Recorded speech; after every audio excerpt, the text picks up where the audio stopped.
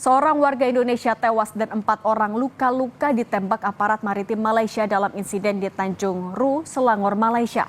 Bagaimana pemerintah Indonesia harus bersikap atas kasus ini? Kami akan bahas bersama Direktur Eksekutif Migrant Care, Wahyu Susilo. Pak Wahyu, selamat petang. Selamat sore. Pak Wahyu, kalau sepengetahuan dari Migrant Care, awal mula kasus ini seperti apa sebenarnya? Iya, sebenarnya kasus ini itu apa kawasan Selat Malaka itu kan kawasan yang memang biasa untuk hilir mudik ya dari teman-teman pekerja migran. Nah, ini memang sebuah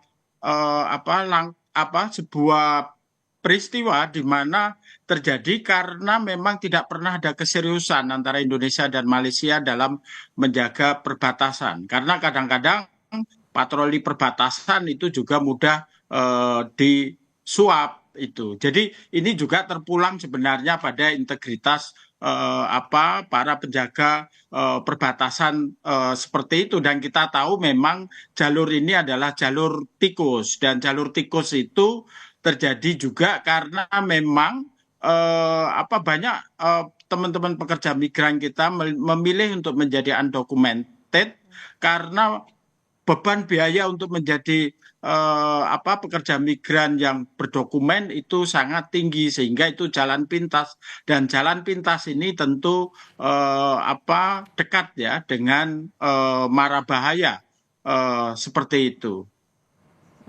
Pak Wahyu, tapi kalau menegaskan dulu, kalau identitas dari kelima korban ini sudah diketahui dari Migrant Care?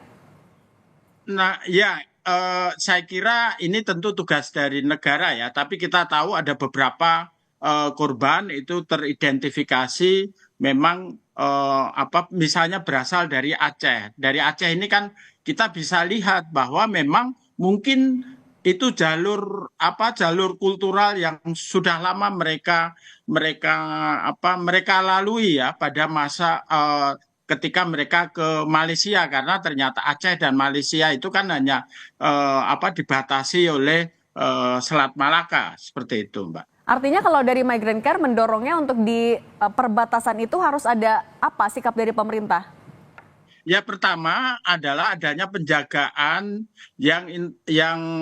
penjagaan perbatasan yang serius ya, dan juga petugas-petugas perbatasan baik Indonesia maupun Malaysia itu yang tidak mudah disuap, tetapi juga yang punya perspektif pada perlindungan hak asasi manusia, sehingga tidak melakukan langsung ya penembakan langsung, atau dalam bahasa hak asasi manusia itu extrajudicial killing, karena itu adalah pelanggaran hak asasi manusia, mengakhiri nyawa orang atau membunuh tanpa proses-proses legal seperti itu, Mbak. Oke. Pak Wahyu, kalau untuk kondisi dari 4 korban yang masih ada di Malaysia, sejauh ini seperti apa yang diketahui Migrant Care? Nah, saya kira mereka tentu ya dirawat di rumah sakit terdekat, dan saya kira ini memang tugas ya dari perwakilan Indonesia di luar negeri untuk memastikan, untuk memantau mereka itu juga mendapatkan hak-hak kesehatan, karena seringkali karena status mereka sebagai undocumented, kadang-kadang mereka juga terlewatkan atau kadang-kadang mereka diabaikan hak atas kesehatannya seperti itu. Kalau dari Migrant Care akan juga memberikan pendampingan kepada korban ataupun juga keluarga? Ya, saya kira ini kan tugas negara ya, tugas negara. Jadi yang paling utama adalah tugas negara untuk melakukan advokasi terhadap mereka. Yang kita lakukan adalah memastikan, memonitor negara itu bekerja untuk mereka, memastikan tetap ada akses keadilan bagi mereka, karena seringkali hanya karena status mereka sebagai undocumented, bahkan negara turut serta menyalahkan mereka seperti itu, Mbak. Oke, Pak Wahyu, kalau dari catatan Migrant Care sebenarnya kasus seperti ini yang terjadi di perbatasan, apakah ini yang pertama atau sebenarnya sudah ada catatan-catatan sebelumnya yang harusnya dievaluasi?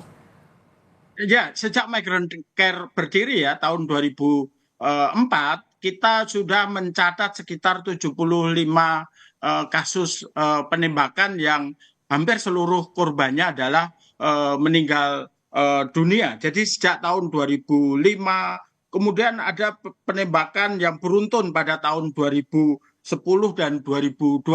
Bahkan pada tahun 2012 kita menangani kasus penembakan tiga pekerja migran asal Lombok Timur dengan dugaan organ tubuhnya sudah nggak ada gitu, tubuhnya udah hilang dan ini terus menerus terjadi ya karena hampir setiap tahun terjadi kita menduga bahwa ya tidak ada keseriusan baik dari pemerintah Indonesia misalnya eh, untuk menyelesaikan persoalan ini, menuntut hak eh, pekerja migran, kemudian juga oleh pemerintah Malaysia yang menganggap mereka selalu distigma sebagai indon, sebagai pelaku jenayah atau sebagai kriminal. Nah ini nggak pernah terselesaikan sehingga saya merasa bahwa kasus-kasus ini hanya ditangani bisnis as usual seperti itu. Padahal ini soal nyawa seperti itu. Ketegasan pemerintah Indonesia ini yang juga diperlukan. Terima kasih Pak Wahyu Susilo sudah berbagi di Kompas Petang. Sehat selalu Pak.